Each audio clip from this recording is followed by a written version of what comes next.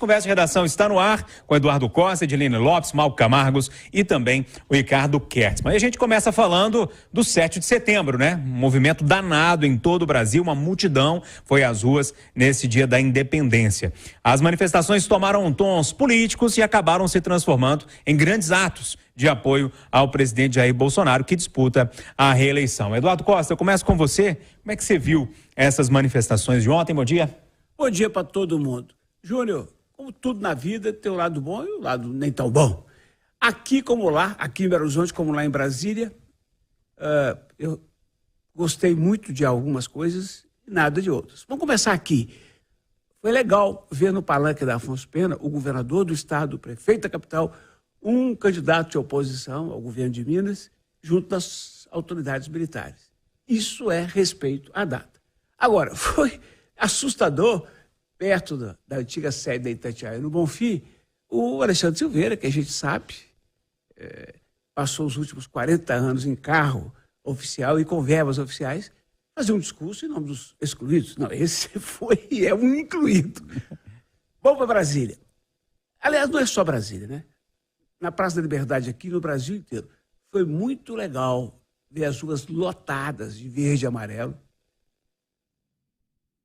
E é mais uma prova de que, gostemos ou não desse presidente da República, nós temos que respeitá-lo. Primeiro, por conta da instituição, é o nosso presidente. Segundo, ele tem o apreço de dezenas e dezenas de milhões de brasileiros.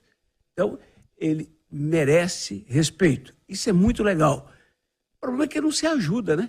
Porque, primeiro, deveriam estar ao lado dele ali, convidados insistentemente, os presidentes de outros poderes, os ex-presidentes da República, sabe? Era uma data especialíssima. Era uma data especialíssima. Nada contra ele levar o Luciano Hang com aquele uniforme de periquito, mas papagaio, mas não precisava era colocar o Hang entre ele e o presidente de Portugal, poxa. Sabe? E pior, aí ele vai e lasca um beijo na boca da esposa, o que é muito bonito. Eu imaginei que depois ele fosse falar que todos os brasileiros amem mais e odeiem menos. Ele fala assim, eu sou imbrochável. Aí me broxou, é isso. Ai. Ricardo Kertzmann, o Eduardo falava das multidões e realmente eu nunca vi tanta gente nas ruas assim num 7 de setembro. Bom dia para você. Bom dia, Júnior. Bom dia, ouvintes.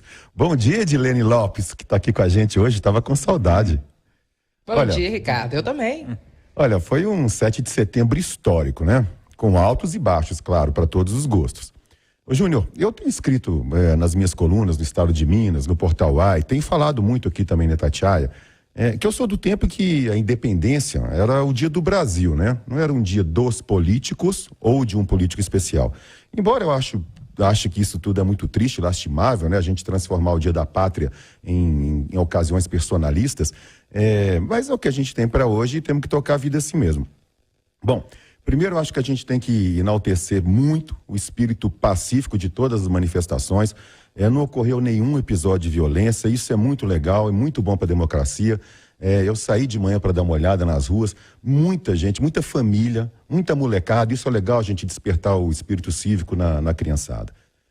Também é bom lembrar que apenas uma meia dúzia de bobões, né, sempre tem, insistiu nesses discursos bestas de fecha o Congresso, fecha o STF, faixas antidemocráticas, pedindo golpe de Estado, mas era tão pouca gente diante de tanta multidão que eu acho que isso acabou ficando quase que insignificante. Eu acho que esses foram os pontos altos do 7 de setembro, mas, né, temos que falar dos pontos baixos também. O presidente Bolsonaro, mais uma vez, infelizmente, ele esqueceu o papel de chefe de Estado, ele abandonou qualquer resquício de liturgia do cargo e acabou se comportando como candidato. Ele ofendeu os opositores, como o próprio Eduardo falou, ele tratou o presidente de Portugal com uma forma muito, muito pouco cordial, acabou dando abrigo a essas figuras caricatas, né, no palanque dele, enfim, acabou sendo o presidente Bolsonaro de sempre. E pior, sim, foi a saia justa, vamos chamar assim, né, com a primeira-dama e acho que com todas as mulheres que estavam presentes no evento, quando ele começou, né, a enaltecer a si mesmo e pedir aquele coro bobo, adolescente, de imbrochável. Mas olha, eu não quero encerrar o meu comentário com essa nota, não. Eu prefiro enaltecer mais uma vez a população, o show que as pessoas que foram às ruas deram, que sirva de exemplo daqui para frente, que todos respeitem a democracia, que respeitem as escolhas políticas de cada um, e que o Brasil reencontre a paz entre as famílias, entre os amigos, entre os vizinhos, que cada um exerça livremente o direito ao voto e que a gente respeite o resultado das urnas. É esse o Brasil que a gente precisa ter e é esse recado que eu espero que as ruas tenham dado ontem, que dá para poder fazer política com grandes manifestações de forma pacífica, ordeira, defendendo o candidato. Como o Eduardo falou, cada um gosta do seu candidato, cada um tem as suas afinidades políticas, mas todo mundo tem que ser respeitado. Oi, Edilene, eu queria saber de você a repercussão ou as repercussões aí entre as instituições, entre os políticos, você que está acompanhando tudo de perto aí em Brasília. Bom dia. Bom dia mais uma vez, Júnior. Bom dia aos nossos ouvintes, aos debatedores, Ricardo, Malco e Eduardo. Bom, eu disse isso na coluna em cima do fato agora há pouco e eu vou voltar nesse assunto. O que mais chamou atenção aqui no desfile de 7 de setembro, na cerimônia oficial, foi a presença do presidente Jair Bolsonaro ao lado de Luciano Hang, que é um empresário que recentemente foi alvo de uma operação da Polícia Federal e do Supremo Tribunal Federal por compor um grupo de empresários bolsonaristas de WhatsApp, teriam defendido nesse grupo uma ruptura democrática.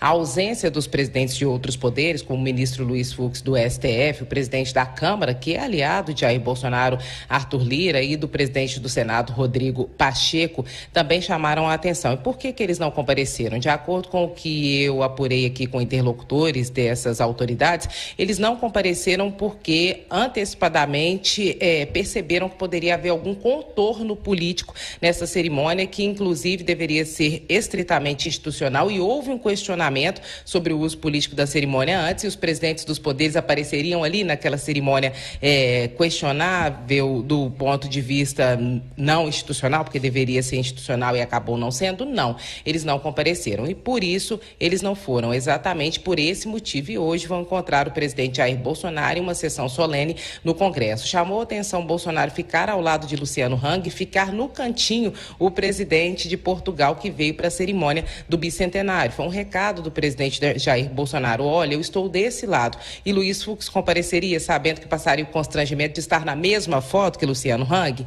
Não compareceria. Ainda aqui em Brasília, o evento pós-desfile. O que esse evento teve de destaque? O presidente Jair Bolsonaro pode não ter ganhado nenhum voto, mas ele também não perdeu nenhum, porque ele sabe exatamente como acariciar a própria base. O presidente Jair Bolsonaro chamou o ex-presidente Lula de quadrilheiro, e manter esses ataques e manter essa polarização também é parte desse jogo. Diz que o mal não pode voltar à cena do crime, que os solteiros devem se casar, incentivando a formação da família tradicional, que também é um valor para a base do presidente Jair Bolsonaro, e ele terminou com aquele coro do imbrochável. O que é esse coro? É a típica brincadeira do tiozão engraçadinho, como todo mundo gosta de falar de tiozão do pavê, e esses também fazem parte do eleitorado, como uma diversidade imensa de pessoas do presidente Jair Bolsonaro. Então ali ele fez um discurso para a base dele. Muitos não vieram para o desfile institucional do 7 de setembro, vieram ver e apoiar o presidente Jair Bolsonaro.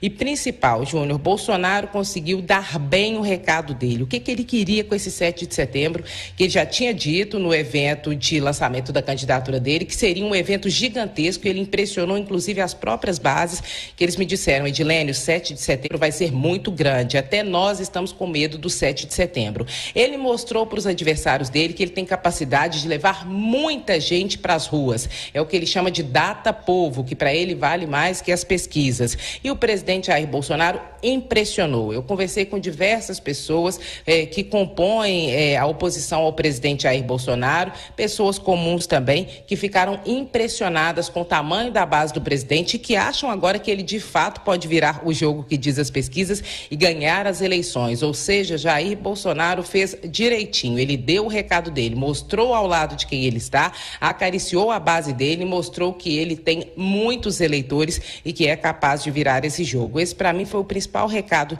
dos eventos do 7 de setembro. Também lá no Rio de Janeiro, ele fez um discurso de candidato, falou de Auxílio Brasil, falou que a inflação aqui é menor que na Europa, falou que o Brasil cumpre um papel importante na segurança alimentar, principalmente por causa dessa guerra entre Rússia e Ucrânia, falou que para ele é inegociável, indiscutível a legalização de drogas e ideologia de gênero. fevereiro, e também falou que as pessoas sabem como funciona o legislativo e o judiciário, ou seja, deu aquela alfinetada sem citar diretamente ninguém. Ou seja, ontem ele cumpriu a cartilha e fez o que um candidato competitivo deve fazer. Agora, a oposição acabou ficando com mais medo do presidente Jair Bolsonaro, porque ele mostrou que coloca muita gente na rua e agora vai enfrentar e já está enfrentando o questionamento judicial, porque pode ter feito uso político de um evento que deveria, de uma data que deveria ser estritamente institucional, Júnior.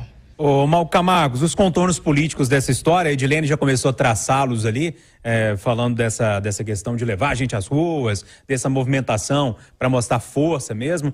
Então, ontem, pelo que a Edilene descreveu tudo ali, Malco, não era o presidente Bolsonaro, e sim o candidato Bolsonaro. E o candidato Bolsonaro conseguiu votos com esses eventos de ontem? Bom dia. Bom dia, Júnior. Bom dia, amigos. Bom dia, ouvintes. Essa é a grande pergunta, Júnior. Não há dúvidas.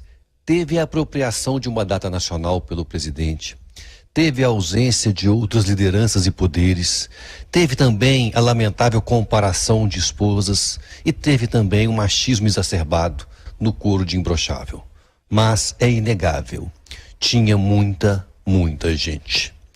Muita gente que não é a cara do Brasil. O Brasil não é branco e de meia idade. O Brasil também é branco e de meia idade, mas o Brasil tem uma maioria de pardos e negros, de jovens, e estes foram bem menos na rua ontem. Bolsonaro impressionou, mostrou força e muita força. Mostrou que é capaz de mobilizar no ambiente digital e mostrou também que mobiliza fora dele, convencendo as pessoas a estarem nas ruas. Mas presença nas ruas não é resultado de eleição, assim como as pesquisas também não o são. Mas, ao comparar as duas medidas, pessoas nas ruas versus as pesquisas, e Bolsonaro fez isso ontem, há uma diversidade do nosso Brasil que as pesquisas captam e que as pessoas nas ruas são distintas. Nós teremos que ver, Júnior, para responder a sua pergunta, se Bolsonaro ganhou voto ou não, acompanhar as próximas pesquisas. Elas que revelarão o sucesso do ato de ontem, se ele teve ou não impacto na movimentação dos eleitores e na intenção de voto.